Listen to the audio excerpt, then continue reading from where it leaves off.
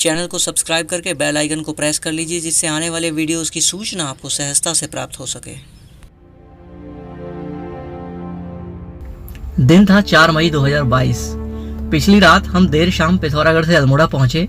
सुबह जल्दी उठे, अल्मोड़ा शहर का वीडियो शूट किया और लगभग 8:30 बजे निकल पड़े अल्मोड़ा से रानीखेत की ओर। यात्रा अल्मोड़ा की नगर पालिका कार्यालय से शुरू की। माल रोड से होते हुए हम पांडेखोला जिला न्यायालय तिराहे से होकर शहर अल्मोड़ा की सीमा से बाहर निकल गए। सफर के प्रारंभ से ही चारों ओर फैली नैसर्गिक सुंदरता ने मानो हम सभी के मन को मोह लिया।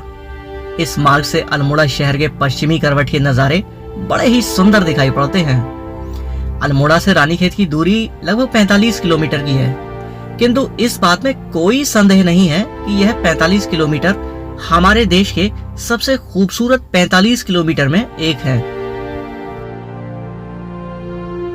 सड़क पर हर मोड़ के साथ नए नजारे, नई ताजगी हम सभी के मस्तिष्क को जागृत कर रही थी। आगे बढ़ते हुए गांव आया सियाली धार। यहाँ सड़क पर ही राजकीय इंटर कॉलेज का परिसर भी स्थित है। मंजिलों से खूबसूरत होते हैं रास्ते, यह बात यहाँ बिल्कुल सटीक बैठती है। इस मार्ग पर वाहन भी ठीक ठाक मात्रा में मिल रहे थे एवं सड़क बेहद अच्छी स्थिति में दिखाई पड़ रही थी।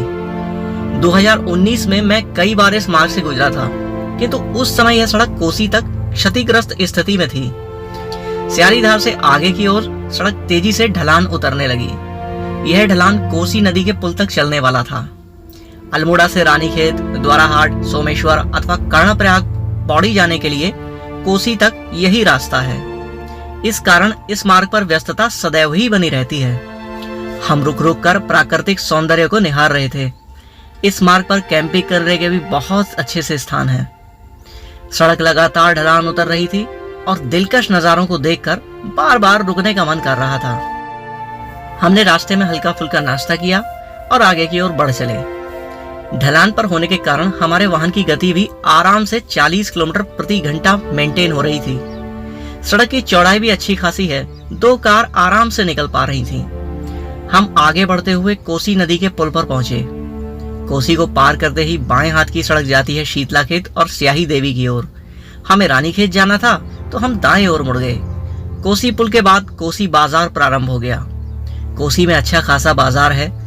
यहाँ रुकने के लिए कई होटल एवं खाने पीने के कई अच्छे रेस्टोरेंट भी उपलब्ध हैं। अब तो यहाँ एक पेट्रोल पंप भी बन गया है, जो ईंधन की भी कोई समस्या नहीं है। कोसी बाजार को जैसे ही पार किया तो एक तिराहा दिखा। यहाँ से दाएं हाथ की ओर सड़क नीचे की ओर सोमेश्वर, द्वाराहाट, कौसानी, कर्णप्रयाग की ओर जाती है। हमने यहाँ बाएं हाथ की ऊपर की ओर जाने वाली सड़क ली, जो मझखाली और रानीखेत की ओर जाती है। तिराहे के बाद सड़क पर यातायात भी अब थोड़ा कम हो गया था। सड़क यहाँ से चढ़ाई पर चढ़ने लगी। हम लोग आगे बढ़ते हुए जीवी पंत राष्ट्रीय हिमालयी पर्यावरण संस्थान के परिसर से होते हुए गुजरे। थोड़ा और आगे बढ़े तो सड़क किनारे एक नौला आया, जहां हमने पानी पिया और पुनः आगे बढ़ चले। थोड़ा आगे और बढ़े तो कटारमल सूर्य मंदिर की ओर जाने वाला रास्ता दिखा। कटारमल मंदिर मुख्य सड़क से 3 किलोमीटर ऊपर की ओर स्थित है। यहाँ तक हम अल्मोड़ा से लगभग 15 किलोमीटर का सफर तय कर चुके थे। जैसे जैसे हम आगे बढ़ रहे थे, दृश्यावलियां और अधिक मनमोहक होती जा रही थीं। इस मार्ग पर बहुत अधिक तीखे मोड़ नहीं है, इस कारण हमारी आगे बढ़ने की गति भी ठीक ठाक थी। कहीं कहीं सड़क पर स्थानीय लोग पैदल अपने गंतव्य को जाते दिखाई पड़ते, तो कहीं पूर्णतः सड़क दूर दूर तक खाली नजर आती। पहाड़ों में फैली यही नैसर्गिक शांति एवं स्वस्थ वातावरण पर्यटकों को अपनी ओर आकर्षित कर लेता है। पहाड़ सच में हमारी देवभूमि है। हम आपस में गप्पे लड़ाते धीरे धीरे आगे बढ़ रहे थे। कभी पहाड़ हमारे बाएं हाथ की ओर होते तो कभी दाएं हाथ की ओर। आगे बढ़ते हुए हम लोग पहुंचे कठपुड़िया बाजार। इस छोटे से बाजार से दाएं हाथ की ओर सड़क बगवाली पोखर एवं बाएं हाथ की ओर सड़क शीतलाखेत से जोड़ती है। कठपुड़िया तक हम अपने सफर के 24 किलोमीटर पूरे कर चुके थे और रानीखेत अब बस महज लगभग 21 किलोमीटर और रह गया था।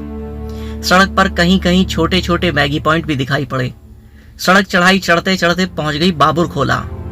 यहाँ पहुंचकर सड़क और अधिक चौड़ी हो गई एवं लगभग मैदानी क्षेत्रों की भांति समतल स्थिति में आगे बढ़ने लगी।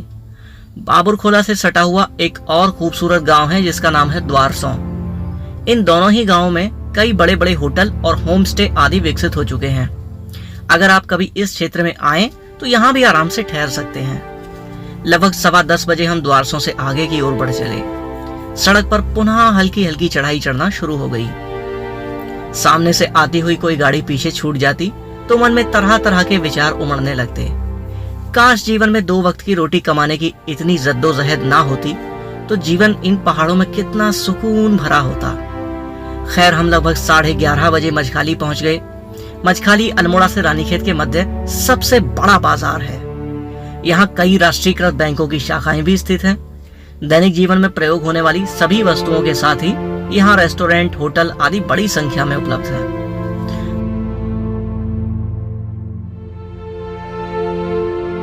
मझखाली को पार करने के पश्चात सड़क की चौड़ाई 2 लेन की हो गई।